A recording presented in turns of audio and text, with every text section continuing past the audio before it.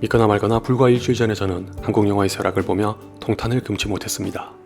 제발 영화계가 좀 살아났으면 좋겠는데 할리우드고 우리나라고 할 것 없이 죄다 부진을 겪는 와중에 또 한편의 영화인 원더랜드가 개봉했습니다. 그것도 무려 수지, 당회의, 박보검, 공유, 정유미, 최우식이란 배우가 동시에 출연한 소위 말하는 멀티캐스팅 영화입니다. 아시다시피 이런 영화는 장점 이상으로 리스크가 크기 때문에 지금 같은 분위기에는 더더욱 위험한 도박입니다. 이미 대표적인 사례를 비상선언이 보여줬고 설계자 등과 마찬가지로 몇 년 동안 창고에 있다가 뒤늦게 개봉하기 때문에 의심의 눈초리도 피하기 힘든 편이지만 그렇게 짙었던 우려에 비하면 저로서는 꽤 볼만했던 영화입니다. 요즘 유행어처럼 나도는 말로 표현하자면 T보다 F이신 분들께서 보시면 만족하실 확률이 높을 거라고 생각합니다. 정작 제가 T인지 F인지는 모르고 관심도 없지만요. 영화의 제목이기도 한 원더랜드는 미래의 한 회사가 제공하는 화상통화 서비스의 이름입니다. 지금도 가능한 화상통화가 미래에서까지 특별한 이유는 나보다 일찍 세상을 떠나거나 그에 준하는 상태에 놓인 사람과 이어주기 때문입니다. 서비스의 대상이 된 사람은 영생을 얻기라도 한 듯이 죽어도 죽은 게 아니라 언제든지 마치 살아있는 사람처럼 전화를 걸고 받을 수 있죠. 다시 말해 그냥 영상과 음성으로 보고 듣는 수준을 넘어 양방향 소통이 가능한데 예전에 큰 화제가 됐었던 다큐멘터리인 너를 만났다에서 구현했던 기술이 몇 단계 더 진화하면 실제로도 가능한 서비스일 것만 같아서 더 현실적으로 체감될 수 있는 소재입니다. 심지어 그 사람은 특정한 직업을 갖거나 원하는 장소에 갈 수도 있는 등으로 또 한 번의 삶을 영위하는 셈이라 원더랜드가 제공하는 서비스는 이를테면 메타버스의 일종입니다. 트랜센던스에서 봤던 것처럼 한 사람의 뇌를 고스란히 업로드하는 건지 아니면 그 뇌의 기반에 형성한 AI인 건지 또는 그 둘의 차이가 뭔지 정확하게 알 수는 없으나 당회의 씨가 연기한 바이리는 어머니의 반대를 무릅쓰고 딸을 위해 자신의 죽음을 비밀로 하면서 원더랜드를 이용합니다. 대신에 원더랜드 속의 바이리는 자신이 실제로는 죽었고 가상의 공간에 머무는 하나의 프로그램이라는 걸 모릅니다.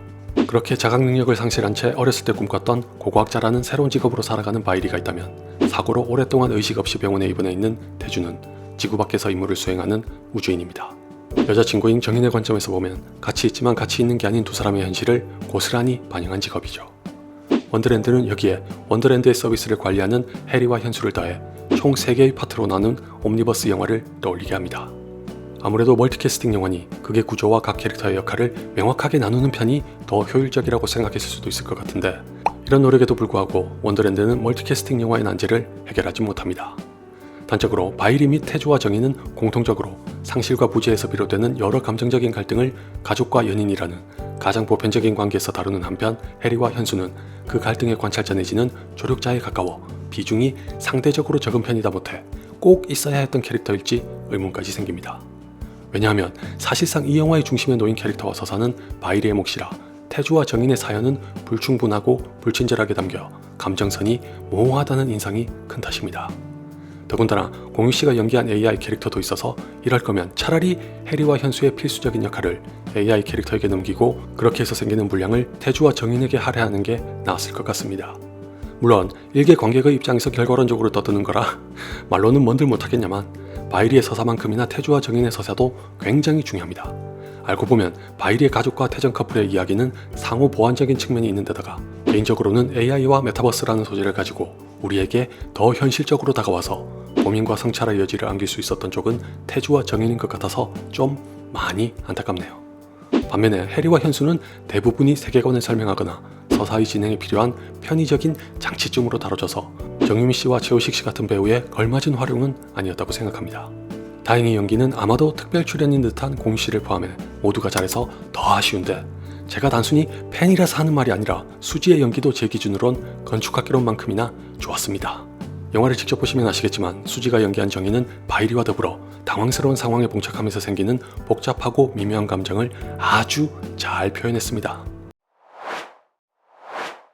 지금까지 연기를 제외하면 이러쿵저러쿵 지적만 했으면서도 제가 우려에 비해 원더랜드를 꽤 볼만했다고 한 건 순전히 김태훈 감독이 소재를 다루는 손길 때문입니다. 여러분도 지겨울 정도로 보셨다시피 AI니 로봇이니 하는 미래의 가공할 과학기술이 소재인 영화는 되게 우울하고 무겁기 마련입니다.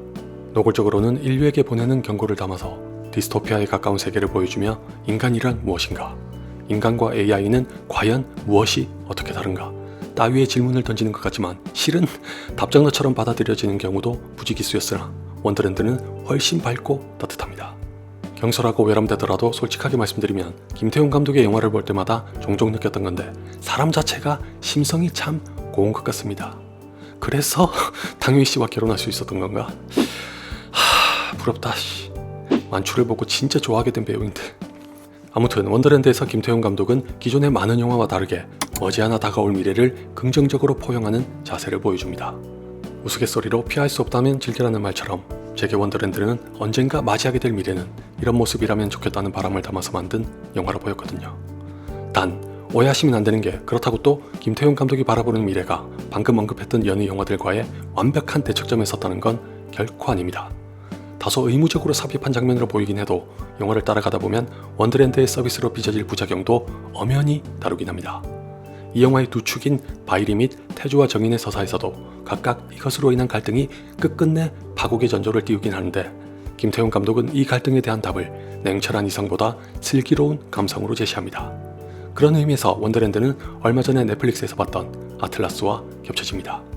이 영화도 꽤 볼만했다고 말씀드렸던 건 예상을 뛰어넘는 액션과 더불어 한쪽에서는 인간과 AI의 전쟁을, 다른 한쪽에서는 AI와 인간의 공존이나 조화에서 더 나아간 동화와 융화를 얘기하는 게 마음에 들었기 때문입니다. 아울러 원더랜드는 김태훈 감독이 누구처럼 철저하게 자신의 주관과 사상을 무지막지하게 밀어붙여 관철시키려는 아집을 부리지 않으면서도 원더랜드의 서비스가 가져올 음과 양을 균형적으로 잘 보여줬다고 생각합니다. 다만 그렇기 때문에 원더랜드는 사건이 아닌 여러 캐릭터의 심리에 집중하느라 중반부까지 꽤 심심하기도 합니다. 설상가상 절정에 다다랐을 때는 매트릭스와 트루먼 쇼 등이 적나라하게 떠오르는 탓에 반감을 가지시는 분들이 생겨도 전혀 이상할 게 없고요. 어쩌면 선택과 집중의 문제에서 내린 불가피한 판단이었을 수도 있겠지만 그 덕분에 각 캐릭터의 심리적인 서사가 차곡차곡 쌓여서 기어코 저로 하여금 눈물을 흘리게 만들었다는 것만큼은 확실합니다. 제가 마지막으로 영화나 드라마를 보고 울었던 게 언제였는지 기억조차 나지 않고 절대 원더랜드로 흘린 눈물은 심파성 연출에 당한 것도 아니기 때문에 지극히 사적으로는 매우 놀랐습니다. 그러나 눈물에 현혹되지 않고 차갑게 판단하자면 역시 구멍이 덜어 있는 것도 사실입니다. 제가 가장 불만인 건 이성보다 감성이 주일지언정 꼭 학문적이고 철학적이진 않더라도 얼마든지 모든 인간이 가진 감정에 대한 근원적인 질문은 다룰 수 있었을 텐데도 극히 적은 비중으로 그친다는 겁니다.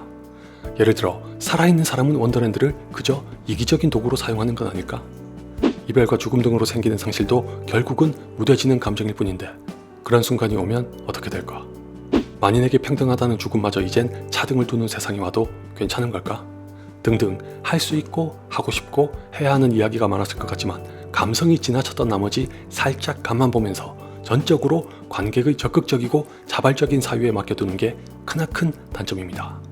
그 바람에 또 한 번 만약 멀티캐스팅이 아닌 한두 명의 캐릭터에게 집중했더라면 어땠을까라는 안타까움 섞인 의문을 갖게 되네요.